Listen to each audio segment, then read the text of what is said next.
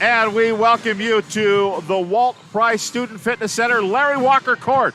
It's the 3A Girls District Basketball Championship, and it's the Arlington Eagles against the Stanwood Spartans. And right away, we're going to go down to Steve Willits, who's with Joe Marsh, head coach of the Arlington Eagles. Steve. We are. Joe Marsh, you've had an outstanding season all year long. We kind of figured you'd be here. A lot of us assumed it, but until you actually get here, you never know. What does it mean for you to have this team here today? This is fantastic. It's one of the goals we talked about at the beginning of the year, and to have it all come together. This team's playing really good basketball right now. Outstanding. This is back-to-back for us, so that's really exciting. Actually, 3 straight, I believe. So it's just good, and to get these kids, I said there's nothing better than this. Doesn't get any better than this, a rivalry game in a district championship, except the big one down there in the Dome, right? But other than that, this is great. So Arlington, Stanwood, it's phenomenal. Can't ask for anything better. You've played them once already this year. What are we expecting from them tonight? Stanwood's got a lot of talent. And Iverson's got him playing really well, confident. They beat a really good Snohomish team the other night, so that was an impressive win for them. So we expect them to have some confidence coming off of that. And it's Arlington, Stanwood. It's going to be a battle. We just know that, so we got to be prepared for that and play great basketball. Joe, always appreciate your time. We'll talk at halftime. Great, thank you. And now we're going to head over and talk to Alex Iverson, first-year coach with Stanwood, and he already has his Spartans in the championship game. As he's talking to Frank Foster right now, just trying to get some last-moment pronunciations, so we'll let him do that. Oh, he's actually going to have the assistant coaches help. Alex, we just talked not that long ago, and now here we are at the district championship game. First-year head coach, and you've already got your team trying to cut down a net. What does it mean? How are you feeling right now? Hey, I'm feeling great. We're just trying to set a culture up in Stanwood, and we want our name to be in the conversations with the other powerhouses in Snohomish County. So we're just trying to set a culture and just set the tone for what is hopefully more to come, in the next couple of years. Not only did you beat the number 2 seeded Snohomish the other night, you did it by having to come back from a double-digit deficit. I've got to think that gives the girls a tremendous amount of confidence coming into that game. What does that mean in terms of trying to build that culture and trying to get them to where you need them to be before the state run? Well, just part of maturing as a player, knowing that 10 points or 15 points, it's all part of the game. And the 2 most dangerous things in sports is confidence and momentum. And, we had both those things going into halftime. So we just kind of preach those things and talk about it and understand that at the end of the day, we all have to go out here and play the game, and it doesn't matter about your ranking or your record or all that stuff. You got to go out there and perform. Different court that you're used to playing on, and Joel Boyer was just pointing out that he noticed you were pointing out to the girls to make sure they knew which three-point line was which, right? Yeah, rookie coach forgot to give him the heads up, so I learned my lesson, so hopefully we'll figure it out. I'll be better next time. Here we go. Rookie coach who's also getting a second shot at Arlington. What does the team need to do differently tonight to get a victory? I think it was a coin toss last time we played them. I think we just got to make sure we play all the way to the end of the quarter. They kind of made a run there, about 4.5 minutes left in the fourth, and so we got to really limit their shots and finish the game all the way to the end. Alex Iverson, thanks for your time. We'll talk to you at halftime. Hey, thank you, sir. Thank you very much, Steve Willits, down on the floor. I'm Tom Lafferty along with Joel Boyer. And Joel, my longtime broadcast partner, Bill Kusler, would always say, momentum is a fickle mistress. She tends to show up on your side, and then all of a sudden you look down and she's sitting on the other bench. So don't bank on her hanging out with you too long. But it is that thing in that semifinal game. Basketball's a game of runs. Right. Basketball's a game of runs, and you hear it and see it all the time, and they happen to make that run back after they got down. So we saw it in our boys' championship game right there that we just had before this one with Ferndale being up by 10, and then it was a 13-2 run that we saw by Terrace just last. So it'll be interesting to see. In round 2 for Stanwood Arlington tonight, excited to see these two teams square off. One thing I want to bring up, due to the COVID and just the layoffs that happened, when Stanwood played Arlington last time on January 8th, they hadn't had a game since the 22nd of December. So 16, 17 days off between playing games. That's a tough one to come back to and play the number 2 RPI in the state, your rivalry game. First-year head coach Alex Iverson done a bang-up job. Phenomenal job he's done with these girls. But Joe Marsh is a stalwart. This guy's been doing it for a long time. Like he said, I think 3 district titles in a row that they've been in the game for. Not saying they've won them all, but they've been in 3 straight district championship games. I'm excited to see the different coaching perspectives and here for Iverson. What has he changed? What has he done? What has he altered this time around with Arlington? Well, and he mentioned, too, there's nothing better than playing in a district championship game, well, except for playing on Saturday night down at the Tacoma Dome, and he's done that too. He's done that too. So, but like you said, district championships are huge. It's a trophy you get to put in the case. There's going to be a picture probably of the girls, of the team, of the coaching staff behind it in that trophy case that you can have your kids come back to and see, there's mom, played on that district title game. You don't put that picture in there when you get second oftentimes. So It's definitely that thing. You like to get that trophy, put it in there. But let's be honest, that state trophy goes first. The district one goes second. So hopefully both these teams are going to be going on to regionals. That's the thing we like about this game especially. Both are going to regionals, but someone's going to take home a district championship tonight.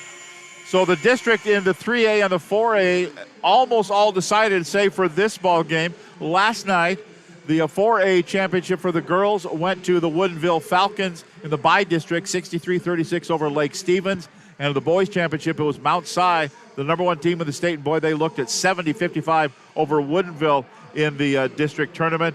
Earlier tonight, it was Mountlake Terrace over Ferndale, and we're getting set for the Arlington Eagles and the Stanwood Spartans. Arlington coming in with an 8-game winning streak. The Stanwood Spartans with a 7-game winning streak. Their wins in the district tournament over the Linwood Royals and over the Snohomish Panthers. For Arlington, wins in the district tournament over Ferndale big, 65-16, and then beat Everett 59-51. And here we are on this Saturday night at Everett Community College, set to give you the starting lineups for the Arlington Eagles. Their head coach, Joe Marsh. They'll start Hannah Rourke, a 5'9 senior. Kira Marsh, a 5'8 senior. Also, Samara Morrow, a 5'6 sophomore. Katie Snow, a 5'8 sophomore. And Jenna Villa, a 6'2 junior. So Villa and Snow, Morrow, Marsh, and Rourke for the Arlington Eagles. For the Stanwood Spartans, Ava Cook, a 5'11 senior. Paige Almanza, a 5'5 senior. Tatum Brager, a 5'9 junior. Chloe Santaford, a 5'5 junior. And Vivienne Barrett, a 6'4 junior. So Barrett and Santaford, Brager, Almanza, and Cook for the Stanwood Spartans, their head coach, Alex Iverson. And both teams are now being introduced down on the floor. They're introducing the non-starters as well as the starters. And you've been an assistant coach in a game like this. What would Ken Roberts say in like this is the district championship game, even though both teams will advance to the state tournament or at least into the regionals next week? Sure, and things are a little different these days from long ago when I first was coaching. I mean, the last couple of years we had the RPI, but the RPI has really changed a lot. Right. Before, when it was if you the get RPI and the committee then that decides. Yes, absolutely. Before, you get first or you get second. Second's a big difference when you get down to the seeding, when you have the first and you're sitting there in the WAA room down in Renton and they're saying, all right, so here's our 4 number ones across for the different districts. So it's definitely different when the RPI is a little, you kind of have a better guesstimate about where you're going to be leading up to it. But these are the times that summer ball, you really try to build relationships with your players as coaches and let them see there's a fun side. There is a time to enjoy and that kind of stuff. When you get into the season, there's a lot of coaching, a lot of hard coaching, often correction, constructive criticism at times that you see those players who really rise to the top and can handle that. When you get to this point, this is when you start being the cheerleader. You start being the, hey, I can overcoach things right now, or I can just encourage. You still need to correct things, and you're still looking forward because both these teams are going to be going to the state tournament, the regional round. But both are It is the state tournament, but you're not at the Tacoma Dome. Well, and both these teams will be at the Tacoma. Well, I shouldn't say for sure, but they're RPI 2 for Arlington, RPI 7 for Stanwood. I don't think Stanwood's dropping below the 8 seed, which means they're both going to be top 8. Just looking at the numbers this morning when I saw it for the RPI, I think they're both going to be top 8 seeded teams. That means they're both going to be at the Dome, regardless of their regional win or loss, whether it's on Wednesday or Thursday. But these are the times to encourage, to not overcoach, but to correct and instruct as you need to, but really, really just cheer on those teams and those players. Again, the players are being introduced down on the floor. Head coach Joe Marsh of the Arlington Eagles. He's, here it is. I don't know. I think Ken Roberts is probably the dean of coaches in the Western Conference on the girls' side, but Joe Marsh is in probably a good dead heat for second place. I think he might be third. I think Randy Edens has him beat. Yeah. Randy came in, I think, in 2005, I believe. 2005-2006 season for girls that are Lake Stevens. Ken Roberts joined up in 2000, 2001. It's Nahomish, but I think Joe Marsh, he might be another old guy in that room when it comes to Wesco coaches. We'll step aside and come back. Arlington and Stanwood, the Stilly Cup for the Northwest District Championship girls basketball. Stay with us. Coming up next.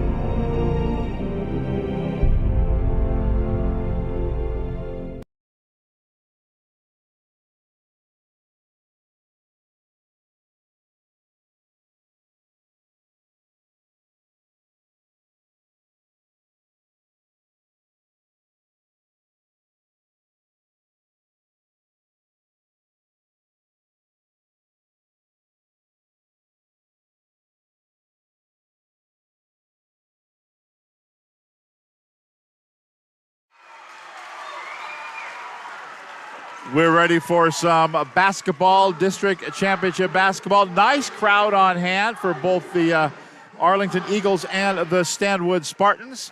Garrett Galbraith, Leif Anderson, and Brian Lindgren are the officials assigned to this ball game. I'm guessing one of the last district championship games scheduled as we're getting underway here after 8 o'clock. And most of the other district championships, so they're going to wait for this, and then tonight the committee will start, I'm guessing, sending in their suggestions before they have a Zoom call tomorrow morning. Yeah, I'm sure they've started looking at everything they have and see what it is, and they'll be waiting on this one, but I'm sure they'll kind of have things penciled in, not in pen, but they'll have them penciled what they think between these two schools. It'll be interesting to see if Stanley wins this game, what might their RPI go up to? And it'll be controlled by Arlington. They'll move to our left. Arlington in the home white uniforms with blue trim, gold trim. Moving to our left, Kira Marsh has it out between the circles. So we're right side to Morrow. Goes along the baseline. Nice shuttle pass along the baseline. Out for a three ball that won't go for Jenna Vila. Saved from going out of bounds? No, it'll go out of bounds. Last touch by Arlington. It'll be Stanwood basketball. Stanwood in the traveling red uniforms with barely visible numbers and lettering. Oh boy. We have to have a meeting about the visibility. Yes. Red numbers on red uniforms. Going in for a shot. No. Next one up will go. It was Ava Cook with the bucket. I was just waiting to make sure I could see her number as she came back up the floor. That's hard to see. Trying to figure out if your mic cut out there on that one. If you can see it on the video screen, up with the shot. Who was that, Steve? You want to point that out? I think it was Katie Snow. Okay, I got that one. Isn't Steve supposed to be on the sidelines yet? Yeah, working the sidelines, which means being on the sideline. Steal, bucket, no, by Marsh. Put back, no. And the rebound controlled now coming down the floor. Good job by Almanza back out for a three, up and it's good. Oh boy, I was going to say great job by Snow on stopping that first penetration by Stanwood, but a great job is that secondary break getting that three-pointer. Tatum Brager with the three, and here's a steal. It's going to be grabbed by Stanwood going in. Sanford has the ball knocked out of bounds. Morrow ball. Oh, no, it was Chloe Sanford. Oh, and they're going to talk about this right here, whether or not that was out of bounds or it was a foul, and then unfortunately Garrett Galbraith was in front of the play. Just called it out of bounds. Can we see it? Can we go to the video? His partner from behind. Well, let's see what they're going to make the call here. Good job. That's great officiating right there. Them coming together, them talking about it, them agreeing on it, and then changing the call. I really love to see officials be able to be big enough to say, hey, I had it wrong. My partner helped me out there. Let's get it right, and let's move on. Looking for the inbounds. They get it to Barrett. Dump it down low. Almanza outside, rims off, no good. Rebound controlled. Here come the Arlington Eagles. And Arlington likes to run. They like to get early offense. Oh, And that early offense won't go. It's going to be a miss by Katie Snow and controlled by Stanwood. Spartans with it. Almanza trapped at the midcourt stripe. She pushes it off of the foot of the defender. So it'll stay in the possession of Stanwood with 22 on the shot clock. and that's the other thing you see when you're playing against Arlington. They will trap you and press you all up and down the court. And right there, that was really not even a call by Coach Marsh. That's simply just Hannah Rourke seeing she picked her dribble up. I'm gonna go double, and that's just smart, heady basketball. Turnaround face, fire from 8, no, by Barrett. And then it was back up and in. Oh, she made it. It bounced off once and then kind of just went through. And it's a 7-2 ball game, 5-point lead for the Stanwood Spartans. Here at Everett Community College, both teams will advance. Shot no good by Rourke. Kept alive by Arlington. Bounce pass underneath, going in, laying up, and it is good by Jenna Villa. And Viv Barrett is a big presence in there at 6'4" for Stanwood. She just had that bucket on the offensive end. She does a great job of sitting kind of in the middle of the key, being that help side defender, and really she's going to change and alter a lot of shots by the Arlington Eagles tonight, whether they're blocks or not, but she's just going to alter that shot. Greger gets trapped, and I think Alex Iverson wants to talk about that trap when they get trapped twice if they've gotten there and run into trouble, so he wants to call a 30-second timeout. We'll keep it right here. What's he going to tell him? Don't go to the corner. He's pointing right there. Whether you're across, and you talk about when you cross that half-court line, now all of a sudden you're in the front court. You can't go back, obviously, and that's kind of that trap zone. Right. But I'll tell you what, Arlington does a great job. They don't care if you're across the line. You're going to stay on the backcourt side. We don't care. We're going to trap you right there, too. So what he's really trying to say is stay off that sideline. You see him pointing to it right now. Stay off the sideline. Get that ball more middle, or at least middle third. Because that sideline's another defender. Absolutely. And that sideline, one or two defenders, it really becomes a problem as you get tight to it. And Arlington loves to trap, loves to press. That is their bread and butter under Coach Marsh. Almanza has it. Dump it down low. It's going to be stolen away. Grabbed by Kira Marsh. Speaking of Marsh, daughter Kira. Speaking of Marsh. Brings it out of backcourt. That's Sam Morrow on the dribble. Stanwood leading at 7-4. They get it there to Vila. Tried to dump it down low, stolen away. Here come the Stanwood Spartans out of backcourt. They feed it down low to Barrett. Goes in. I thought she was going to lay it in. She didn't. She dumped it instead to Ava Cook. And the foul is going to be called. And there's a foul called right there, but I really want to see Viv Barrett go up with that ball. Yep. I felt like she didn't even look at the rim right there, Tom. I thought she was being a great, unselfish teammate, but someone's like, hey, when you're within 5 feet of the hoop at 6'4", I want you to be selfish. Rourke picks up the foul, her first personal foul, first team foul. Ava Cook at the free throw line. First one won't go. Stanwood leads by 3. And another one coming up. Next one by Cook. Good. And right there, Coach Alex Iverson changing out his guards. 3 in, 3 out right there. Bringing in fresh bodies already.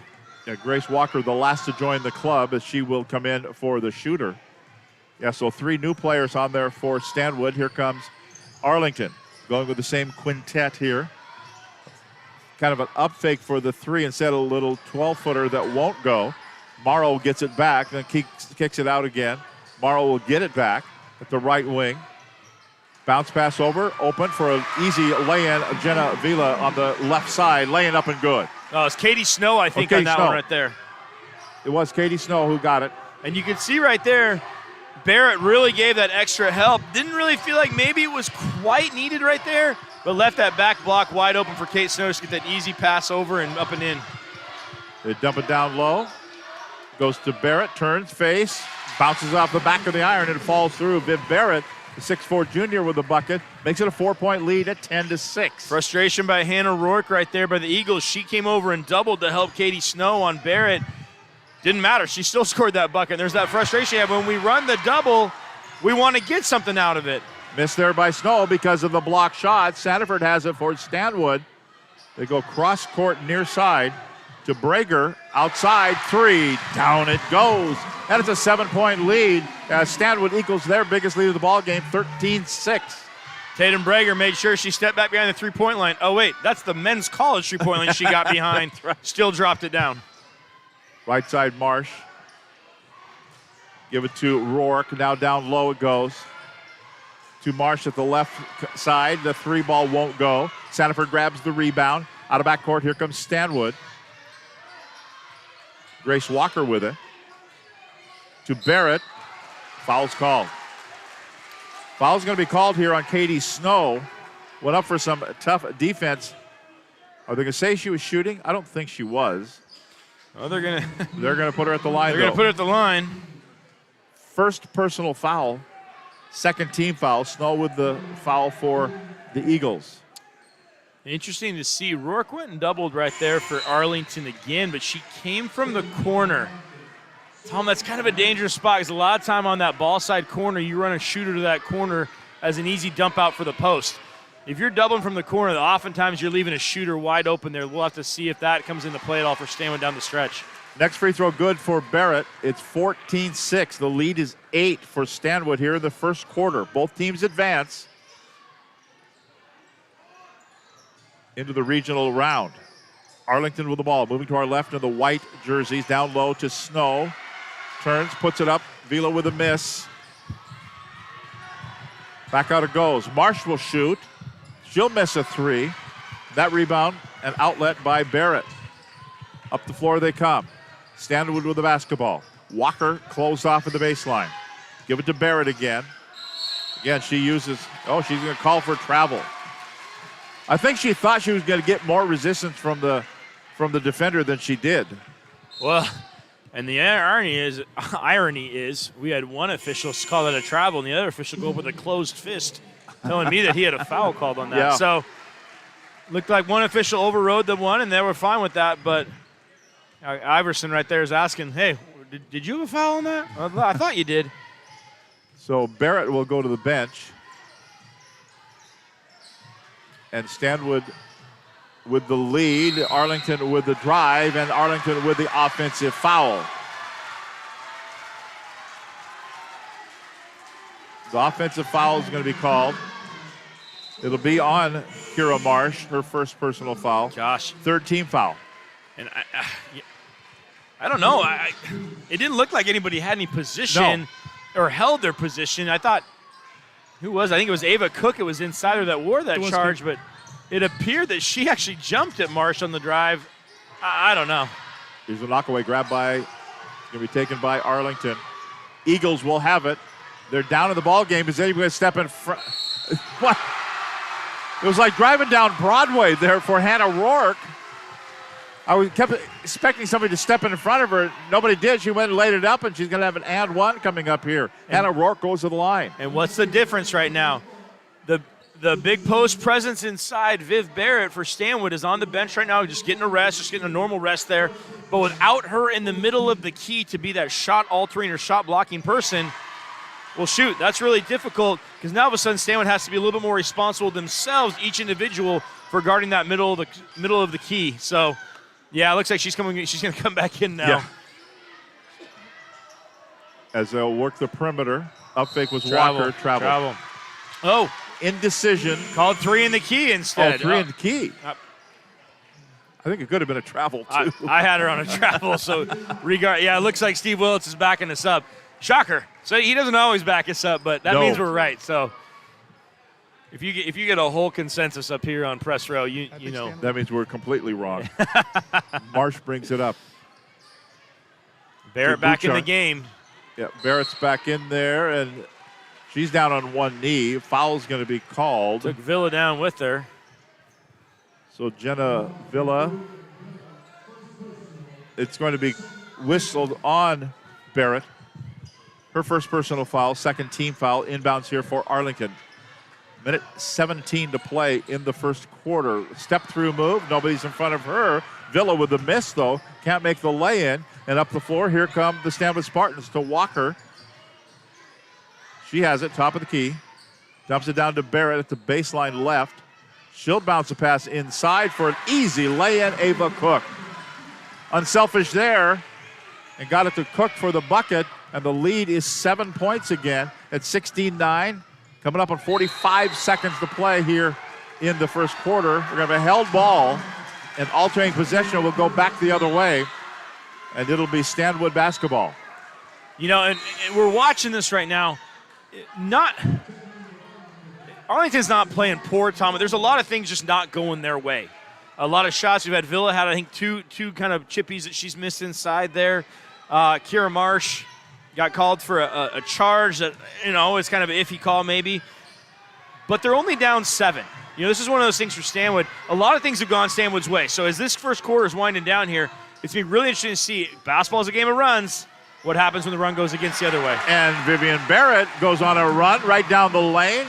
Little step-through move, and it's an 18-9 double score. 9-point lead for the Spartans. That shot won't go. Yeah. And we've got a foul called off of the rebound in the side of the head, says Garrett Galbraith. So it'll be Arlington ball at the baseline. Shot clock is dead with 17.3 seconds to go. And I know Coach Alex Iverson doesn't like that call. I'm not sure how he didn't see it the same way right there. It looked like a lot of contact on that rebound. Sanford picks up the foul, her first personal foul. Inbounds goes awry. It's going to be grabbed by Walker. To Sanford goes in. The ball knocked out of bounds by Marsh. Oh, great defensive play by Kira Marsh, sprinting that down from behind to make sure to get that. You know, sometimes you'll get a foul called there only because it looked a little strange. And hopefully we got Steve Willits down there. Looks like we got a Arlington player getting taped up on her ankle. It's not very common to get taped up at the end of the first quarter. I think it's Rourke. Here's a steal by Marsh going in with 3 seconds to go. Lays it up and in. Kira Marsh, and that will bring us to the end of the quarter. And our score after one, it's the Stanwood Spartans 18, the Arlington Eagles 11. Second quarter coming up in the district championship right here on STSPN.com. We are all frustrated with the high cost of heating and cooling our homes. At GNS, we are completely changing the way you keep your home comfortable. Because we are Snohomish County's premier Lennox dealer, we can design a perfect system for you, one that will save you a lot of money on your utility bill. The Lennox Home Comfort System creates the ideal home environment. Enjoy innovation in every season with precise, quietly efficient Lennox heat pumps that keep your life simply perfect. Call GNS Heating, Cooling, and Electric today or visit us at gsheating.com. McDaniel's Do-It Center is located in beautiful Snohomish, Washington. Locally owned and operated for over 40 years, they are proud to provide the Snohomish Valley with exceptional hardware, tools, lawn and garden, and sporting goods products. Their commitment to delivering legendary customer service and their outstanding employees continue to make McDaniel's the best and one of the most recognized do-it-best centers in the nation. Stop by and experience for yourself the difference between McDaniel's and the big box stores. Discover why so many people are choosing to shop at McDaniel's. Here we go. Welcome back. Hannah Rourke over on the training table, making her way back. She's got to put her shoe on first before we're going to let her back in the ball game. But she did just give her head coach right there the thumbs up saying, "I'm good, coach. Let me put my sock and shoe on, and they'll be back in the game for you." She got retaped. Here's a high pass. It's 18-11. Stanwood with the lead over Arlington. Arlington basketball. The white uniforms moving to our left. Foul line jumper. Plunks up in front of the iron. No good by Kira Reese. Kept alive. That is Kira Marsh that it won't go. So a couple of shots there for Arlington. Neither would go. They're applying full court pressure, but here comes Stanwood easily breaking it. In the corner, that three on the way. Offline, no. It's going to be a miss. And yes, that was a wide open three right there for Stanwood, but not necessarily the player they always want taking in that situation. Arlington does that to you. They force you into difficult situations, kind of secondary transitions, but maybe with people just moving faster than they want to be moving. So Arlington always just keeps that pressure. You feel like you're in the pressure cooker. Right. And it's always just hot and it's always just kind of boiling. You're like, man, it's hard to really calm down and just let the game come to you because Arlington creates so much stress and pressure just with their full court, man-to-man, trapping here and there, everything that they do on defense. Chloe Sanford pounding the rock up by the Larry Walker logo. Now Barrett back to the basket, way out at the high post.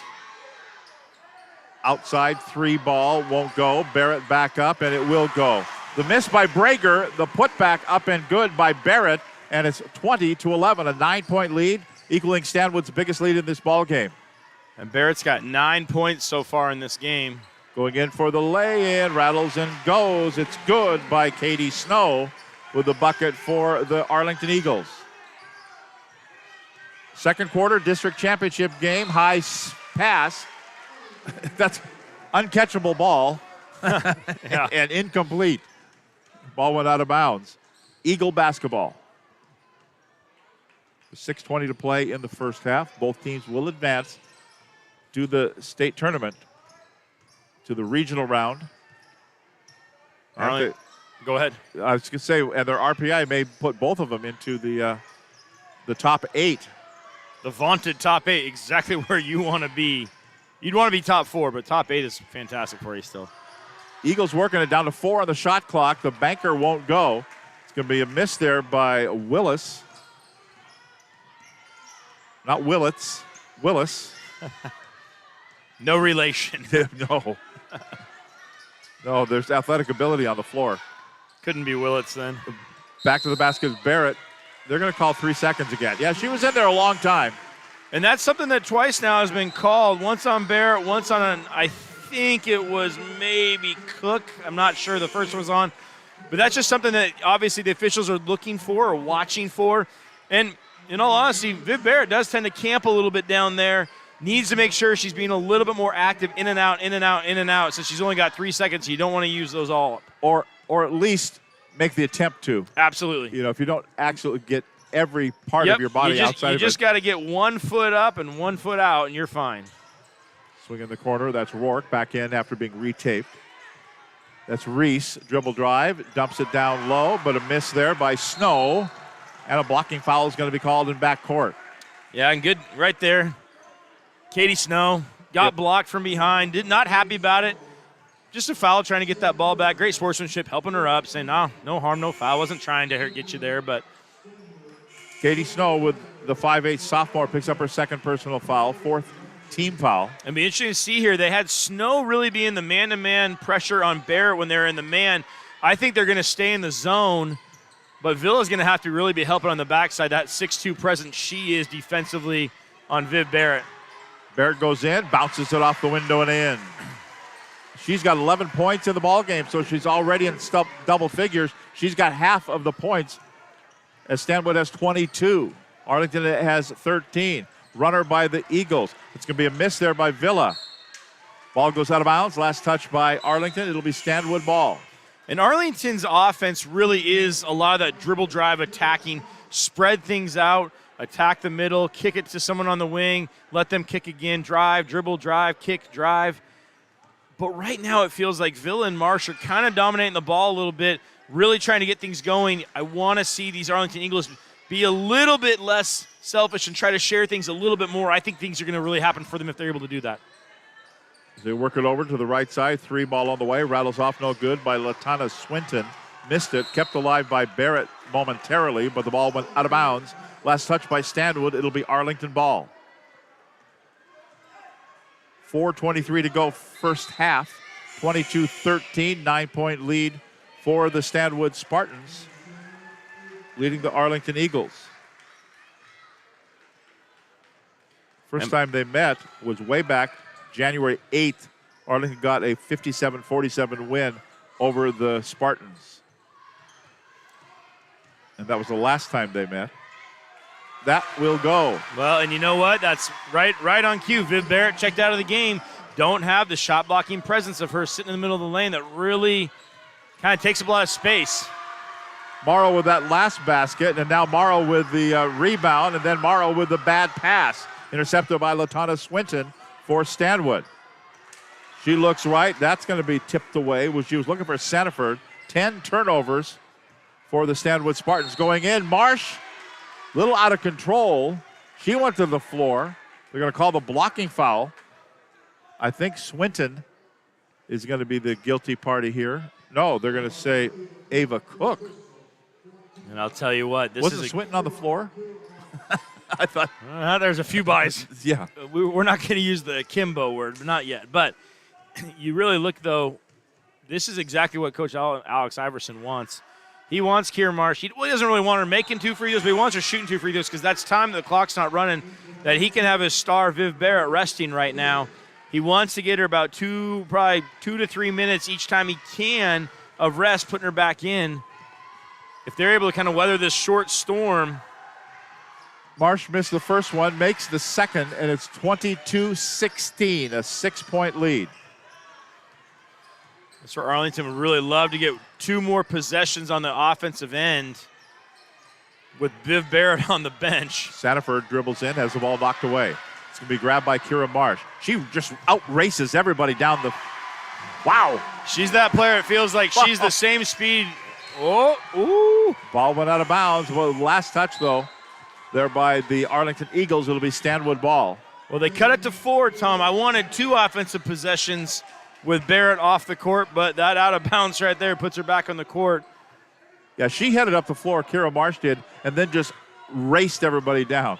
She's honestly that player. She's so good as a ball handler. You feel like a lot of players, when they just obviously sprint, they're faster than when they're dribbling and sprinting. She's almost one that feels almost she's just as fast with dribbling with the basketball as when she's just running on her own. Great ball handler. Sanford has it. Now goes left to Almanza, outside 3 ball. Rattles off, no good, but kept alive by the Spartans. They're looking for Barrett, who's back in. They dump it down low, puts it up too hard, off the glass, no good. Cook. Marsh is on the floor. Ball is out of bounds. And that could be said often about Marsh. She plays with aggression and passion, and I love watching Kira Marsh play. Where's she at? Is it Cal State University Monterey Bay, I believe, next year? East Bay. East Bay next year to play her college basketball. And I know Steve usually would ask what's the mascot of East Bay. Do we know? Do you know? Oh, Steve doesn't know either. Oh, boy. You know, some people prepare for these games, and then you got there's Steve. Us. Then there's the STSPN crew. Here's Barrett, open lane to the hoop, gets hammered on the way in. That's a good foul.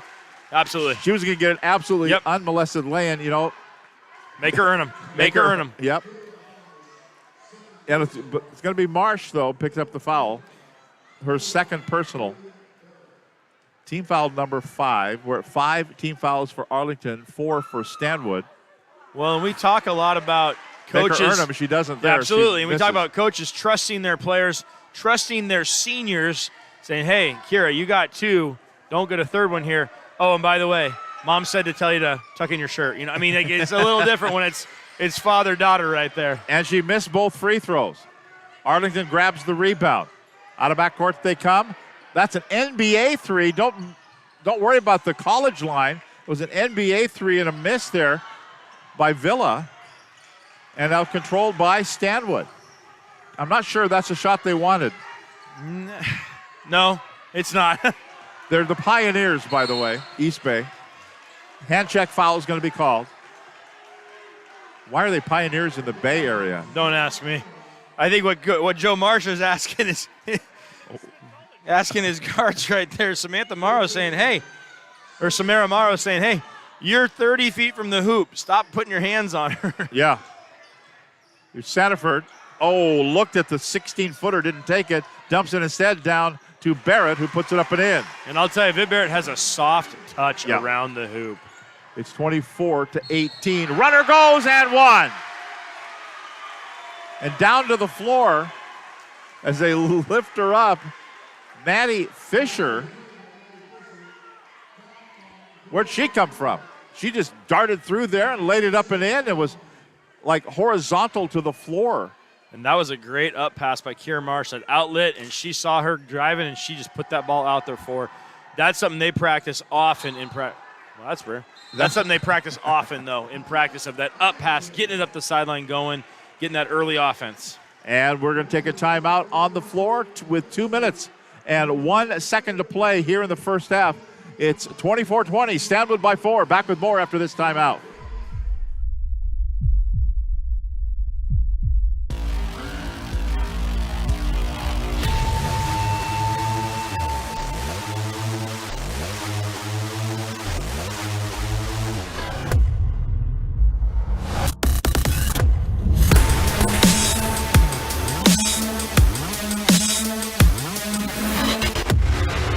here to take part. We're here to take over. I am the beast. 2:01 to play, first half. Stanwood, Arlington. 24-20. Spartans with a lead over the Eagles. They've led by as much as 9 points in this ball game. The Eagles have not had the lead. We've had one tie. Chloe Sandifer puts up the right elbow to give herself some room. Now to Viv Barrett. Dribble drive along the window and in. Along the side of the key, off the window and in. And it's back to a 6-point lead. Marsh loads, fires, comes up short. Almost saved from going out of bounds. Not quite saved from going out of bounds by Jenna Vila. She stepped on the line. And those are kind of the shots that, Kira Marsh, and this is the way Arlington plays. They like to go up tempo. They like to take shots. There's really everybody's green lighted really for Joe Marsh, and I respect that so much. I feel like that's a shot that Kira Marsh can get at any moment. Right. In a half-court offense. At any moment, she can get that shot. I'd love to see that come off a pass, maybe 1-2 pass, maybe catch that in rhythm more. Yeah. Yeah, they're going to call a foul there. Now, the Garrett Galbraith outside wasn't going to call that. The baseline official made that call. I think that's a good call. She got hammered. I don't disagree. I mean, and the fact is, Viv Barrett's a strong player. Strong shoulders, strong hands. She's got that ball above her head. Just because it doesn't get dislodged because she's so strong, that doesn't mean it's not still a foul. Can we see that again, Todd? Here comes. She comes down, and then boom. Yeah, I mean, Viv doesn't lose the ball, but she is absolutely impacted by that. That's a foul, So I know Joe Marsh doesn't love that call. I know in a district championship game you say let him play, but it's still a call. Just because you're the bigger player in the court does not mean it's not a foul. Here's Villa, almost unblessed to the hoop, but then missed it. Back out. Rourke shoots a three, rattles off. No. Kept alive again. I thought Rourke was going to up again, but she'll give it to a teammate. That's three offensive boards on this possession alone. And this time they're going to call the bumping foul on Chloe Sandifer. If Villa missed a three, were there three missed threes? Oh, one was a two. But Katie Snow doing some yeoman's work down there, really fighting around Viv Barrett to get those two offensive rebounds. Who was? I think it was Chloe. It was Samara Morrow. They didn't call the foul. As Marsh went to the floor, the referee put up his fist and then didn't blow the whistle. Couldn't pull this trigger. Controlled by the Sandifer for the Spartans. Barrett off the window, no. Marsh or Villa had it, then taken away by Sandifer. She feeds Walker, lay-in, no. Rebound down by Villa out of backcourt. Here comes Rourke, goes in. She traveled, but they got fouled on the way in. Oh, boy. An extra step, but a foul first. And that is a big swing right there. I can't believe that we didn't have a foul call. He put his fist up. Yeah, it looked like, and Kieran, there's contact. There's no doubt about that contact. I mean, plenty of it. Crumpled to the floor. Brager with her first. Sixth team foul. Free throw good for Rourke. It's 27-23. And that clock ran right there. That shouldn't have been running. I want to check that clock, but. So out of bounds here. Actually, was it touched? I don't know why they're not down below. Must have been touched. It must have. That's Kira Marsh. Shot clock is dead. Oh. Stolen away by Vivian Barrett. She gets the interception. Feeds it forward. Up the floor to Cook. Right back to Walker. Goes in. Reverse lay-in. Good. Pretty. Wow. Down to, that is it. Time runs out and the first half is over and it's 29-23 Stanwood. They have a 6-point lead. And Arlington is going to make their way out. Joe Marsh is still standing here on the end of the bench. And he's going to stop and pick up his water bottle. Steve's going to maybe get a word with him. Yeah, we were going to try to get Alex Iverson, but I've never seen a coach go to the locker room as fast as he did just now. Let's see if I can maybe get Joe for a minute. Coach, 6-point deficit. What do you tell your team at halftime? Her name is Viv. We talked about it all week. We just got to do a way better job of that. That's been the difference in the game. You say way better job in terms of what? I mean, how exactly do you want them to play differently? Talking about defending her down here. She's killing us. So, we got to help. We can't do it one-on-one. It's got to be a team effort. We got to do a better job there. Okay, Coach, best of luck. Thank you. There you go. That is a very, very determined Joe Marsh. Absolutely, and you can tell this is not a surprise. It's nothing new. This isn't we had no idea she was this good. No, they know she's this good. She's been doing this all season long. I believe it was 27 she had against Snohomish in the semifinal. Same thing. She has 16 points in this first half. Buddy Patrick with those stats. This is just that feeling of they do need to do a better job. I'd love to see them try to front her a little more, try to bracket her maybe. We'll see what they come up with, but I know they're going to be talking about things. And here's the great thing about Joe Marsh. He is such a veteran coach that we talked about. He has a plan A. He's got a plan B. They probably have a plan C on defense. I'm sure we're going to plan B and C right now just to try to mix things up for her. That may be the best answer Steve's ever gotten. What do you tell your team at halftime? Her name is Viv. We will take a break. Halftime here. Stats coming up. Stay with us. Stanwood 29, Arlington 23. They're going to cut down the nets here in about 16 minutes of basketball right here on STSPN.com. It begins with the ball. You see, a ball is not just leather and rubber. A ball is the seed that communities grow around. We're talking split-second moments that become indelible memories. It creates lifelong friendships. It's a reason for people to celebrate.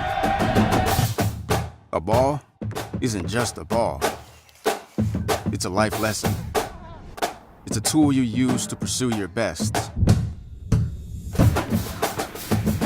It's how you earn your greatest victories. How you learn to deal with failure. It's a test that you pass. It's a dream that you catch. It's a future you hold in your hands. It's not just a ball. Spartan, the official ball of you.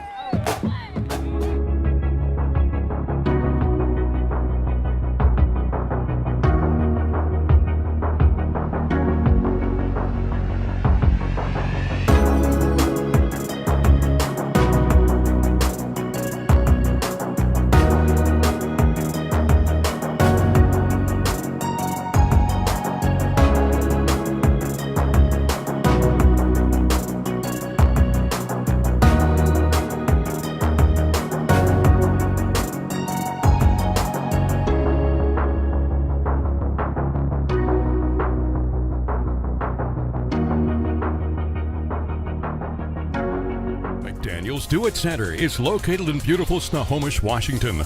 Locally owned and operated for over 40 years, they are proud to provide the Snohomish Valley with exceptional hardware, tools, lawn and garden, and sporting goods products. Their commitment to delivering legendary customer service and their outstanding employees continue to make McDaniel's the best and one of the most recognized do-it-best centers in the nation. Stop by and experience for yourself the difference between McDaniel's and the big box stores. Discover why so many people are choosing to shop at McDaniel's. I am strong. I won't give up. I put my heart into the game. I learned from my mistakes. Focus. Determination. Confidence. I trust my gut. No limits. Preparation. Dedication. Leadership. I want to make my team and family proud. Be an inspiration for other girls who like sports. Join the movement.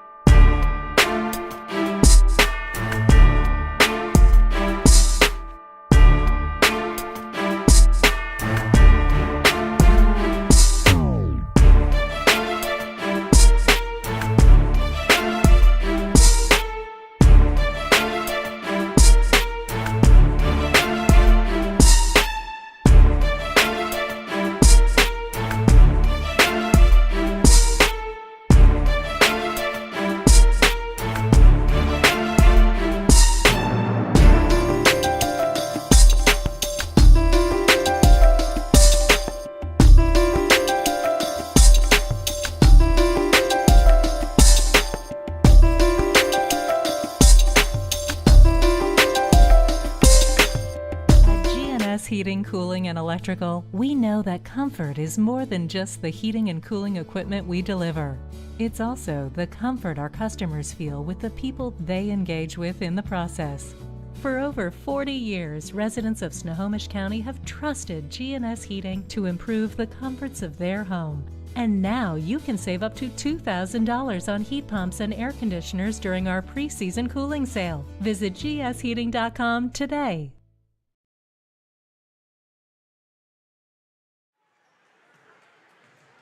Welcome back. It is 29-23. Stanwood with the lead over the Arlington Eagles. Stanwood has not made their way back out onto the floor yet. We're going to hear from Alex Iverson, head coach, here in just a moment. Right now, let's go to Buddy Patrick with a look at the first half numbers. Take a look at the Arlington Eagles first as a team. 10 of 33 from the field, 0 for 8 from three-point range, 3 for 4 from the free throw line, individually scoring 6 points for Hannah Rourke and 6 points for Katie Snow, 5 for Kira Marsh, 8 turnovers for the Eagles. For the Stanwood Spartans as a team, 12 of 21 from the field, 2 for 6 from three-point range, 3 for 8 from the line, individually scoring, leading all scorers, Vivian Barrett, 16 points, 6 points for Tatum Brager, 12 turnovers for the Spartans, so they lead in the Spartans in the turnover battle. Long time in the locker room there, Coach Boyer. Yeah. You know, the thing that I heard most in those stats we just heard from Buddy, Arlington likes to shoot the three, and they got a lot of great talented three-point shooters. We were just talking at halftime that Jenna Villa has the school record for 10 threes that she had earlier in a game this season. And, Buddy, how many points does Villa have here? It looks like just 2, I believe. 2. You got to look for her. 2 points first half. She's going to put points in the second half. I think when Kira Marsh, Jenna Villa let that ball come to them a little more, let the game kind of come to them, not force it quite as much, I think all of us are going to start to see those stars for Arlington really start to show up. Only down by 6. You didn't shoot the ball very well. You didn't have a lot of things go your way if you're Arlington and you're only down 6. Viv Barrett, if she can continue what she's doing, though, oh boy, could be a long half for Stanwood, or excuse me, a long half for Arlington, and Stanwood's going to run up on them. Steve Willits, I think, did you get shut out? We might have, not intentionally necessarily, but it looks like Alex was talking with Ava Cook right up until the very last possible second, walked right by us, didn't even make eye contact, so I don't think Alex was intending to ghost us, but I think he's got bigger things to worry about right now. How many times, raise your hand if you've ever walked by Steve and not made eye contact. Oh, yeah. I see a lot of hands on the press row. You guys, everyone else in here, and my family, all of you. So earlier today on the girls' side in the 3A, it was Snohomish over Mount Lake Terrace 50-28, and Everett stays alive going to the regionals. They beat Meadowdale 51-31, and we're getting set here in about 16 minutes of game time to crown a district champion. Both these teams will advance to the state tournament into the regionals. It'll happen next week, and that all determined by the WIAA tomorrow. They should have it about midday or so. Here's a shot on the way. That's going to be a miss. No good by Jenna Villa. And now controlled by Stanwood. Spartans on the attack going in. Chloe Sanford laying good. Nobody in the way defensively. She had a clear lane to the hoop. Joe Marsh's head is in his hand right there saying, did we not talk about who we guard when we walk on the court? That's something we've got to take care of. Well, he said going off, her name is Viv. That wasn't Viv. That was Chloe. Her name is Chloe. Regardless, we better make sure we're guarding people there, you know. Right, this is where we're going to see a little difference. You see Arlington, they like to have pressure, but now they are all 5 people in the front court. They are going to force Stanwood up. Nearly stolen. No, it's going to be controlled, though, by Almanza. Now Sanford gets run into and then lost the ball there for a second. And they're going to say 10 seconds in backcourt. In fact, you look at the 30-second clock, it was at 19. They got 11. They got a freebie. And you watched our referees. They do a great job of this. They won't make the 10-second backcourt call until they see 19 on that shot, because that means it is over 10 seconds. They're giving their full 10 on that. Oh, come on, get her off the hip. Looks like a foul to me. Going a little runner, no good for Jenna Villa. Kept alive by Arlington. 3-ball outside that will not go from in the corner by Morrow. And controlled here by Stanwood. Spartans with it. Almanza inside. Little inside move there. It's going to be a miss. Great job by Kira Marsh. not drawing that foul, putting up, making it a difficult shot right there for Ava Cook to shoot over, and then finishing the play by boxing out strong, making that foul be called over her back. And Cook does get called for the foul, her second personal foul, and the first team foul. Arlington ball in the white uniforms. They're the home team tonight. Moving to our right, the higher seed. With the navy blue numbers. That's Kira Marsh. Little spin move underneath. Going in, laying up. Too hard, no good. Foul called. Katie Snow with the miss. And I think she's going to get him. Yes, she will get a couple of free throws here. Brager picks up the foul. That's her second personal foul, the second team foul.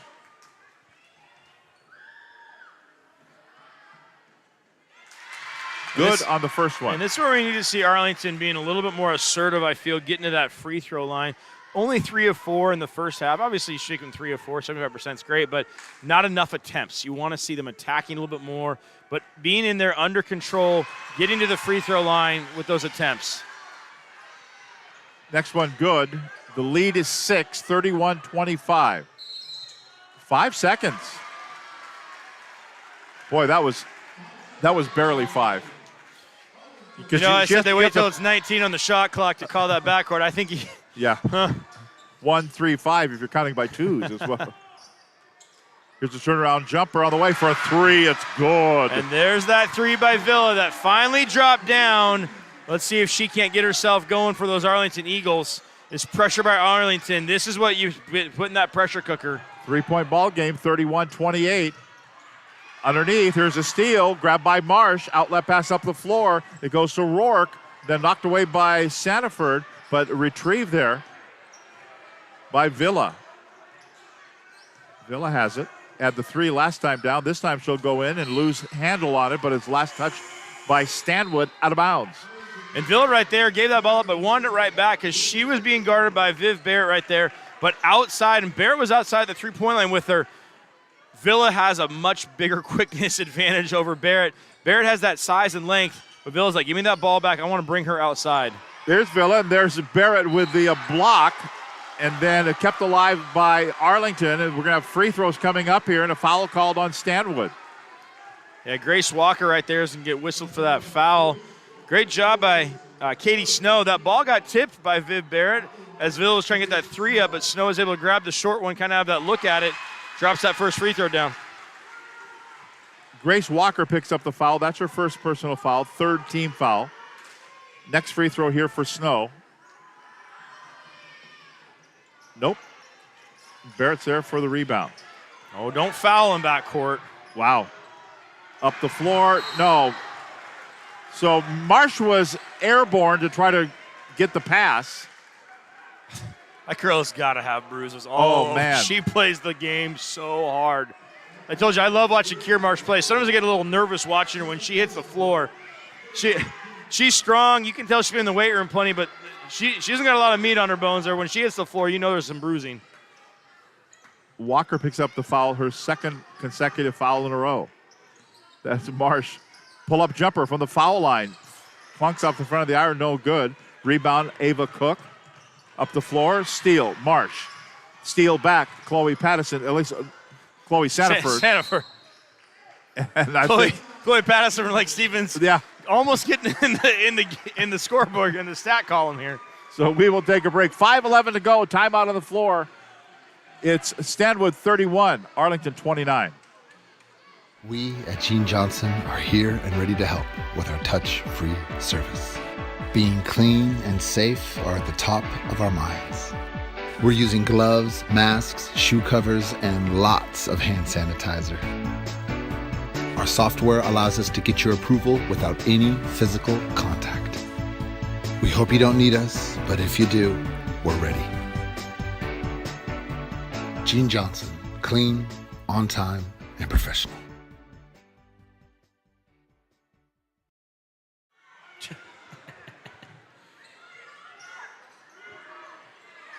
Stanwood basketball, working it to our left in their red uniforms.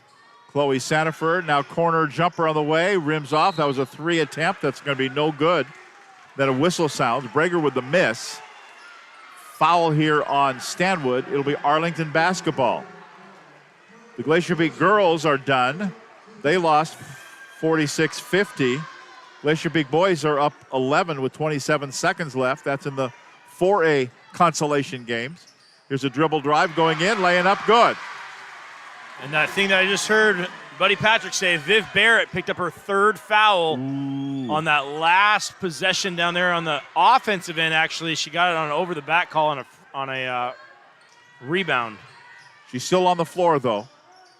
They'll kick it back out for Brager. Shoots, misses. Brager with a miss. Controlled by Rourke.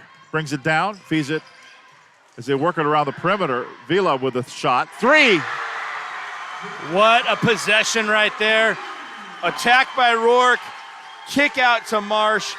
Kick out to Morrow. Kick out to Villa right there. Beautiful job finding the open shooter. And it's a first lead of the ball game for the Arlington Eagles, 34-31. And here's another steal as they bring it down, closed off at the baseline. That's Rourke with a 3. 37-31. The lead is 6 points now for the Eagles of Arlington. And we have a timeout called by Stanwood. They want to stop that runaway toboggan, runaway luge down the track. Hey, Tom, I can't see real good, but I think that's momentum sitting on the Arlington Eagles bench right now. She's a fickle mistress. 30-second break. We'll be right back. We are all frustrated with the high cost of heating and cooling our homes. At GNS, we are completely changing the way you keep your home comfortable. Because we are Snohomish County's premier Lennox dealer, we can design a perfect system for you, one that will save you a lot of money on your utility bill. The Lennox Home Comfort System creates the ideal home environment. Enjoy innovation in every season with precise, quietly efficient Lennox heat pumps that keep your life simply perfect. Call GNS Heating, Cooling, and Electric today or visit us at gsheating.com. So Glacier Peak was up on, we're talking about the 4A district now. These are the last chance loser bracket games. Skyline and Glacier Peak playing tonight down at Lake Washington High School. Glacier Peak was leading over Skyline. They said earlier the Glacier Peak girls lost, and they lost in the consolation game to the Inglemoor Vikings. There were games earlier today between Issaquah and Eastlake. Mariner and Jackson were playing at a consolation game, in an absolutely meaningless game because they both go on for third and fourth place in the district. Ho-hum. They're just going to wait for the committee tomorrow to decide where they get to play next week in the regional round. Open 3 ball, rims out. I thought it was going to kick back in. It didn't. It was a miss there by Depew. And here come the Arlington Eagles to Marsh. Wouldn't go. She's on the deck. No whistle, no call. She says, I can't believe it. She gets back up to play defense. I don't know if I can believe it either. There was a lot of contact, but that would have been Viv Barrett's 4th foul if they'd called that. She's going to stay with 3. And Stanwood ball. Still in the ball game. Along the side of the key is closed off. They'll go to Depew. She starts to dribble, goes to the baseline. She stops. Now to Barrett, down to 1 on the shot clock, and they bailed her out. The shot went up, she missed it. She got fouled on the way up. And 2 shots coming up here for Viv Barrett.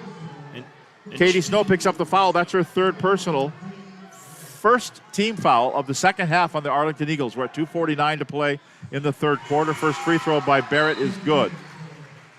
And I'll tell you, and that's Stanwood's first point in a long time. I'm not sure Steve Willits has a timer on me on that one, but they were stuck on 31 for quite a long time, getting these free throws for Viv Barrett to get them off that. Barrett's first shots of the second half. And you want to talk of any description. And you want to talk about Joe Marsh at halftime saying her name is Viv and we got to change some things. They have not allowed her to touch the ball in the front court yet. They've been pressuring so hard, and Kira Marsh been getting a lot of tips and steals in the midcourt to not allow Viv Barrett to touch it in the front court. Outside 3 ball for Arlington. That's a miss there by Willis. And here comes Stanwood. Down by 4, 37-33. To Barrett, turn, hook, sky hook won't go. Ball goes out of bounds. Last touch by Barrett. It'll be given right back over to Arlington with a 4-point lead. And this is the point in the first quarter and the second quarter that we've seen Alex Iverson put Viv Barrett to the bench just to get her rest, get her a break. They might be doing that with Ava Cook ready to check in right now, but he's let her go longer than normal, and you can kind of see her legs maybe are fatiguing a little bit right now. We'll see if they can hold this deficit they have now. Rourke just ran right square into her. It didn't even phase her. It's like a safer berry in tomorrow's Daytona 500. The car just bounces off of her. Here's a shot on the way. Outside three ball will not go. Missed by Walker. Ball went out of bounds. They were kind of fighting to try to go get it.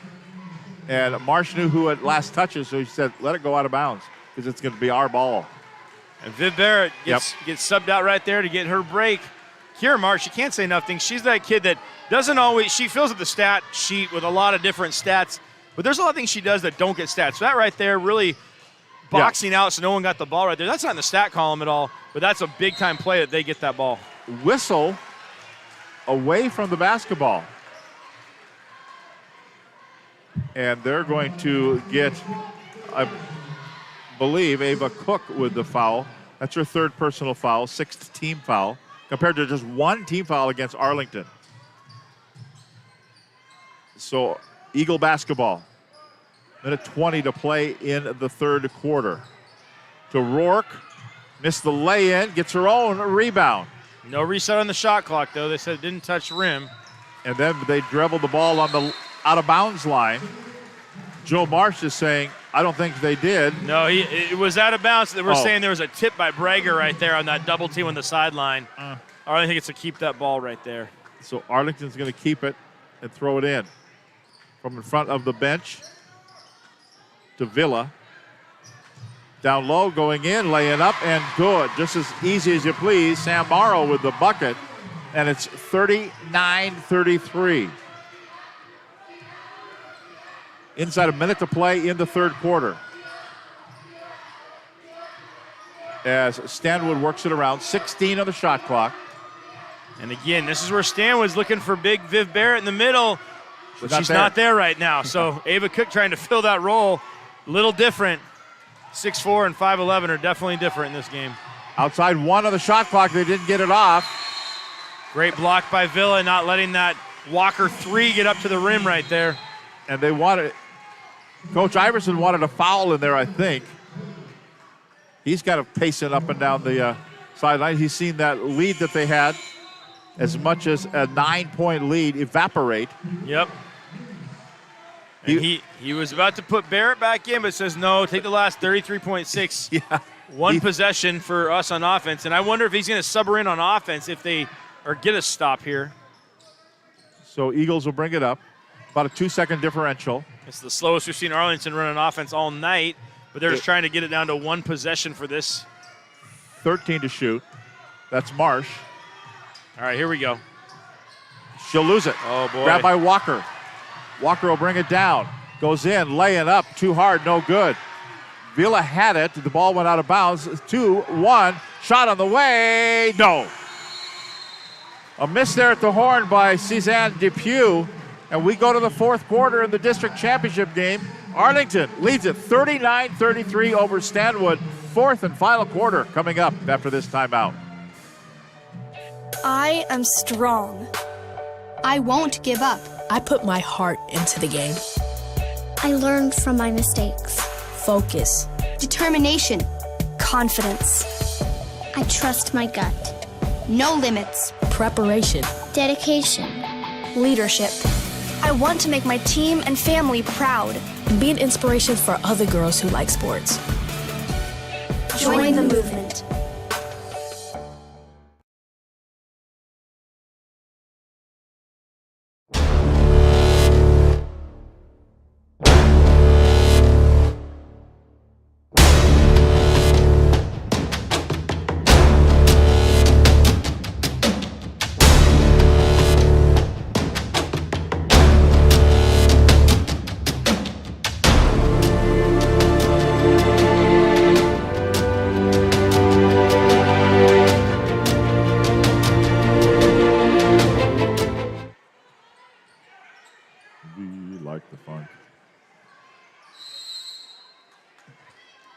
Fourth quarter underway. And here we go. 1-3-1. We haven't seen it yet from Arlington. Will 1-3-1. Probably looking to trap some corners. Let's see, work it around. Ava Cook with it. Now to Walker in the corner. She'll shoot the three. Too hard, no good. Rebound, grabbed by Rourke. Up the floor, Marsh. Left early, then gets hammered to the floor. Two players on the floor, one for each. One wearing white, one wearing red. And the one wearing red is going to be called for the foul. Maddie Fisher didn't like this call. I don't know how you don't feel the contact right there. No. Yeah, let's see it again. Well, they both went. More than enough contact to call a foul if you're asking me. First one good. And Marsh gets another. No, it opens up a 7-point lead, so Arlington with their biggest lead of the game. And increases it now to 8 points. 41-33. What a turnaround. 16-4 the points in the third quarter. Arlington getting the best of Stanwood, so beat them by a dozen in the quarter. Marsh is up to 7 on the game. And a foul called. Heading in there, Kira Reese will pick up the foul. Her first personal foul, second team foul. Inbounds now. And you Inbounded there by Barrett. She wanted it back. And right there you see Arlington really fronting, full fronting the post. Here's Marsh, laying no, up no by Rourke, gets her own rebound, steps to the defender, can't get it up. 2 blocks by Barrett right there, both from behind on Rourke, clean blocks, just block. Walker with it. Up fake for the three was Almanza, goes in a little bit closer, looking for Barrett. Foul called. Jenna Villa, she said, you gotta be kidding. I barely touched her. Was enough. Baseline out of bounds. Villa with her first, third team foul. Baseline out of bounds, fresh 30s. We're 1 minute into the fourth quarter. That's Barrett. Corner. Nope. Missed by Cook. And Marsh brings it up across the logo. To Villa, starts the dribble, goes in, nothing but red shirts around her, lost the handle on it, and grabbed by Stanwood. Spartans with it. And they'll dribble to the baseline, but knocked out of bounds, out of the hands of Paige Almanza. And I know that's the play they're running. They're trying to get Villa kind of an isolation play, if you will, at the top, but Barrett is sitting in the key waiting for it. I love to see that attack, draw the help, kick to the corner for a shooter. Inbounds, Barrett has it, double team. Somebody's open, wide open for a three that will not go. In the corner, a miss there by Depew. They get it back. They launch another three, too hard. That's a miss. Almanza with that miss and a foul in the backcourt. Is that going to be on, that's going to be 4, isn't it? Yep, that's going to be 4 on Viv Barrett.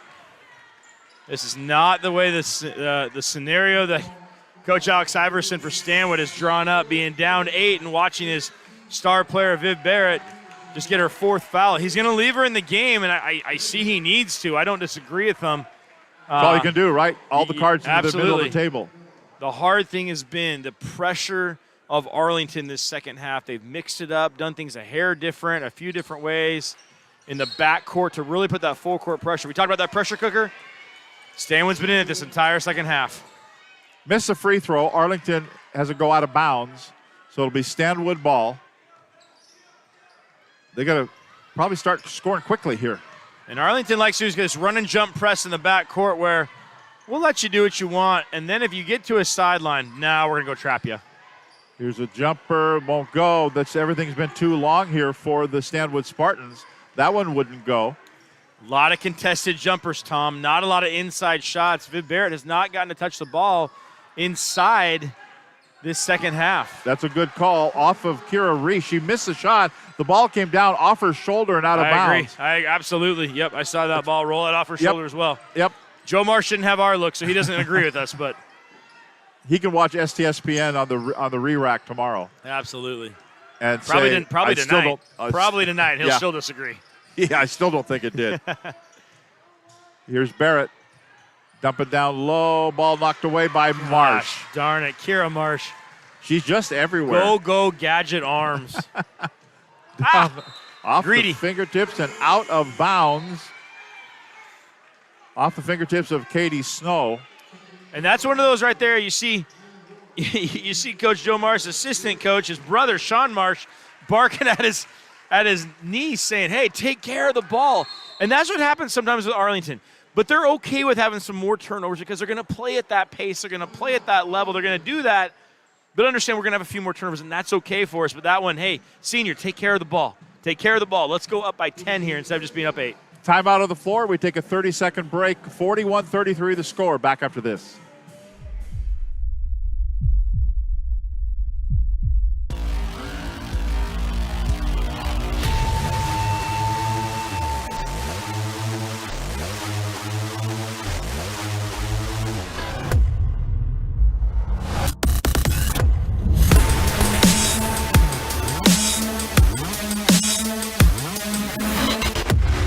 We're not here to take part.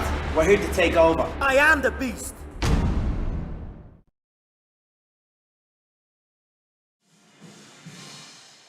And welcome back. We're just getting some scores in from other ball games in the 4A district, which ended last night. It was interesting when Steve was talking to the head coach of Mount Si, who won last night, and he was upset with their district tournament because he never got to play a team from the Western Conference. Exactly. He only played, but when they send 6 into the tournament and the Western Conference sends 4, that's going to happen. Well, and, you wish the first round would at least be against not your league. Right. But, like you said, when 10 teams, 6 and 4, somebody's going to have to play their own conference. And there's only 5 4A teams up in this county anyway. Yeah, there's only 5. The fact that 4 of them going to go, I don't know.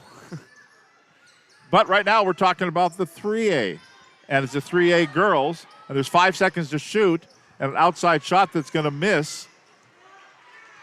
Missed there by Stanwood, was taken by Brager, and then going down, laying up, no good by Marsh. She thought she got fouled. There's 1, 2, 3 on the floor. And that usually it's 4 on the floor and 3 on the tree, by the way, for your shifting, for your manual transmission fans out there in the. Oh boy! Here's one thing I'm worried about was we brought Viv Barrett back, but we brought her back on a defensive possession. If I'm Arlington, I'm going to try to get a look to go right at her. Oh, good steal by Walker. Yep, Walker gets it for Stanwood. 4.5 to play. Stanwood's got to start a little run here, see what Pattison can do. Excuse me, Sanford. It's Chloe. I'm just going to say Chloe, and then I'll be right. Chloe Sanford. And this is exactly what Arlington doesn't want. You don't want to have your opponent scoring while the clock is stopped. You have an 8-point lead, but now Sanford couldn't get that one down. Free throws become such a premium when you're down 8, 4:24 to play. 4:29 to play. This is that free throw that needs to go down. And then look for maybe Stanwood to put some pressure. But when you're not making buckets, it's hard to put pressure in the backcourt. That won't go. Katie Snow picked up the foul. Her 4th personal, she went out and went to the bench. Here comes Arlington.